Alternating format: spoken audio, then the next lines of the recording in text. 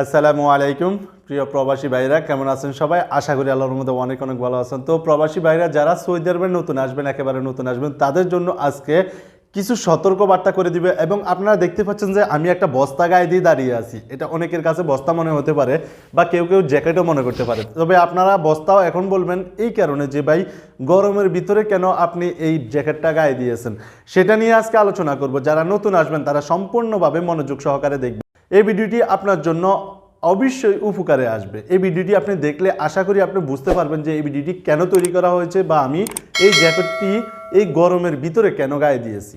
তো গাইস, যারা সৌদি আরবে আসবেন অনেকেই জানেন না, বা যারা সৌদি আরবে যাদের আত্মীয় স্বজন রয়েছে তারা কিছু সতর্কবার্তা বলে দেয়, আগে ভাগে তারা সতর্ক করে দেয় যে এইভাবে আসো ওইভাবে আসো। যদি কেউ না থাকে তাহলে বলার মতো কেউ থাকে না, আপনাকে ইউটিউব থেকে সংগ্রহ করতে হয়। আর এই ইউটিউবটা আমাদের জন্য অনেক সহজ করে দিয়েছে, প্রত্যেকটা জিনিস আমরা জানতে পারি। সৌদি আরবের এমন কোনো কিছু জানি না, এমন খুব কম মানুষ রয়েছে বাংলাদেশে। আমরা আমেলে মঞ্জিল এবং সাওয়াক্কাস, আমি যখন সৌদি আরবে আসবো তখন নামও শুনিনি যে আমেলে মঞ্জিল এবং সাওয়াক্কাস নামে একটা ভিসা রয়েছে, বা একটা হাউস ড্রাইভার নামে একটা ভিসা রয়েছে, কিংবা আমেলা আইডি নামে একটা ভিসা রয়েছে, মুয়াসাসা রয়েছে। কিন্তু এখন বর্তমানে 70% না হলেও 50% মানুষের জানে যে আমেলে মঞ্জিল, সাওয়াক্কাস এবং সৌদি আরবের ভিসা সম্পর্কে। সৌদি আরবের ভিসা সম্পর্কে সবাই জানে, কিন্তু কিভাবে আসবেন? বর্তমানে করোনা রয়েছে, আপনারা জানেন যে বর্তমানে করোনা মহামারীর কারণে আমরা প্রত্যেকটা মানুষ এখন মহাবিপদে রয়েছি। যারা বাংলাদেশ থেকে আসবে বা যারা সৌদি আরব থেকে যাবে, দুইটাই সমান। কেউ যেতে পারে না, আবার কেউ আসতে পারে না। দুই দিক থেকে আমাদের জন্য রাস্তাটা বন্ধ হয়ে গেছে। তো এখন আমরা আজকে আলোচনা করবো জ্যাকেটটা নিয়ে।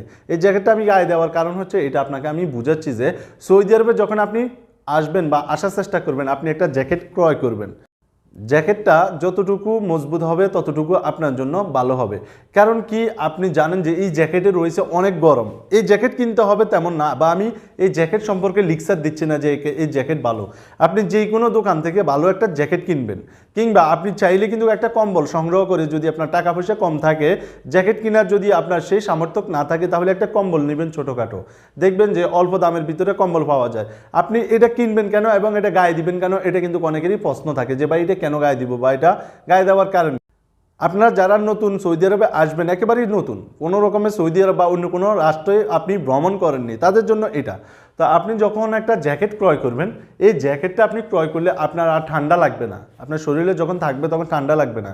এবং আপনি যখন বাংলাদেশে থাকবেন তখন কিন্তু কোনো রকমে গায়ে ঠান্ডা লাগার চেষ্টা করবেন না, বা যেন কোনো রকমের ঠান্ডা না লাগে। আপনি যখন বিমানে উঠবেন, বিমানে কিন্তু বরফের মতো ঠান্ডা। আপনারা যারা বিমান ভ্রমণ করেননি বা যারা সৌদি আরবে একেবারে নতুন, যে কোনো কান্ট্রিতে যান না কেন, আপনার কোনো সমস্যা নেই, আপনি একটা জ্যাকেট সাথে রাখুন। দেখবেন যারা সৌদি আরবে আসে বা যারা এয়ারপোর্টে আসে, অন্য অন্য কান্ট্রিতে যায়, দেখবেন যে তাদের কোট গায়ে, জ্যাকেট গায়ে। কারণ কি, গরমের ভিতরে কেন তারা বস্তারি গায়ে নিয়ে চলাফেরা করে? তো বন্ধুরা, কারণ হচ্ছে এইটাই, বর্তমানে করোনা মহামারী। আগে কিন্তু করোনা ছিল না। আর একটা মানুষ স্বাভাবিকভাবে যদি 10-15 কিলোমিটারও যদি জার্নিং করে, সেই মাথার মাধ্যমে একটা প্রেশার চলে আসে এবং মাথার থেকেই কিন্তু নাকে চলে আসে। নাকে আসলে কিন্তু সর্দি, এবং গলায় যদি যায় তাহলে কাশ, কফ একসাথে হয়ে যায়। এটাই কিন্তু হচ্ছে করোনা। আবার এই করোনা হলেই কিন্তু আপনার বড় ধরনের বিপদ হয়ে যেতে পারে। তো আপনাদেরকে আমি সতর্ক করছি এই কারণে যে আপনারা আমাকে ভালোবাসেন, বা আমি আপনাদেরকে ভালোবেসে এই কারণেই কিন্তু এই প্রশ্নটা উঠেছে, কিংবা এই প্রশ্নটা আমার মনের ভিতরে জাগছে যে আপনারা সৌদি আরবে আসার আগে একটা জ্যাকেট ক্রয় করুন, কিংবা ছোটোখাটো একটা কম্বল ক্রয় করুন, যেটা আপনি হাতে বহন করতে পারবেন।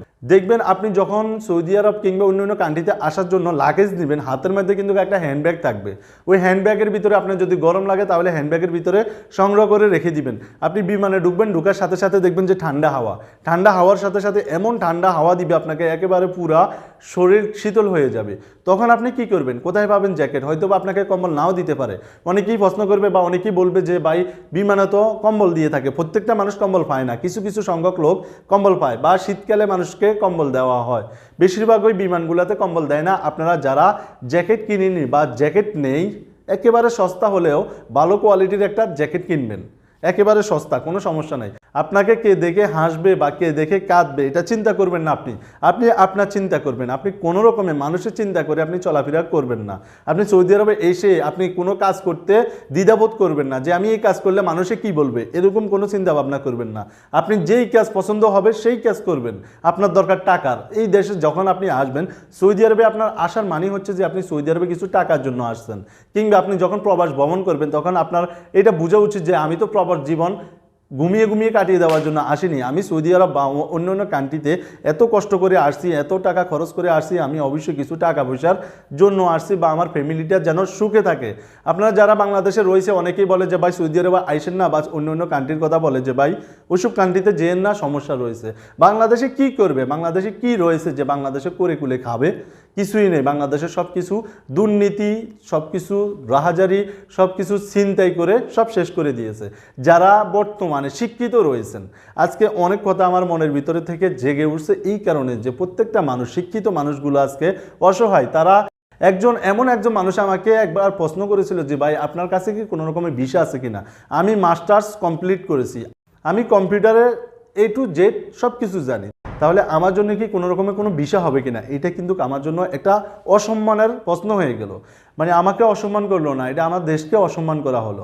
একজন মানুষ গ্র্যাজুয়েট পাস করে সে যদি বিদেশে লেবার ভিসা আসতে চায় তাহলে আপনার কাছে কেমন লাগবে? অনেক খারাপ লাগারই কথা, স্বাভাবিক, সবার কাছে খারাপ লাগারই কথা। তারপরও খারাপ লাগলেও কিছু করার নেই ভাই।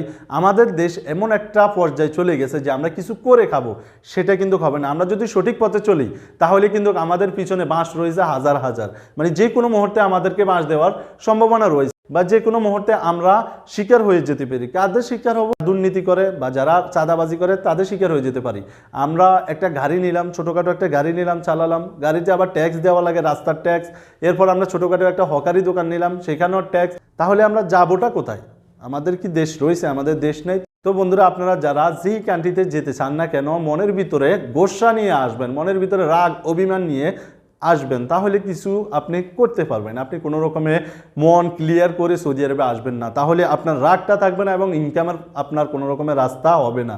আপনার মনের ভিতরে রাগ জমাতে হবে, আপনার মনের ভিতরে অনেক ক্ষমতা থাকতে হবে। আপনার শরীরে যা থাকুক না কেন আপনার মন শক্ত থাকতে হবে, তাহলে আশা করি আপনি কিছুটা করতে পারবেন। তো বন্ধুরা, আজকে অনেক কথা বলেছি, অনেকেরই মনে প্রশ্ন থাকে যে ভাই কোন কথার ভিতরে কোন কথা নিয়ে আসলেন। কোনো কিছু মনে করবেন না, যদি কোনো রকমের ভুল হয়ে থাকে তাহলে অবশ্যই ক্ষমা দৃষ্টিতে দেখবেন।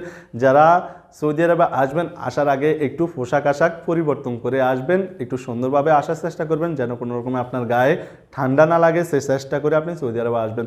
তো বন্ধুরা, সবাই ভালো থাকবেন, সুস্থ থাকবেন। সবাইকে অনেক অনেক ধন্যবাদ ভিডিওটি সম্পূর্ণভাবে দেখার জন্য। আল্লাহ হাফেজ।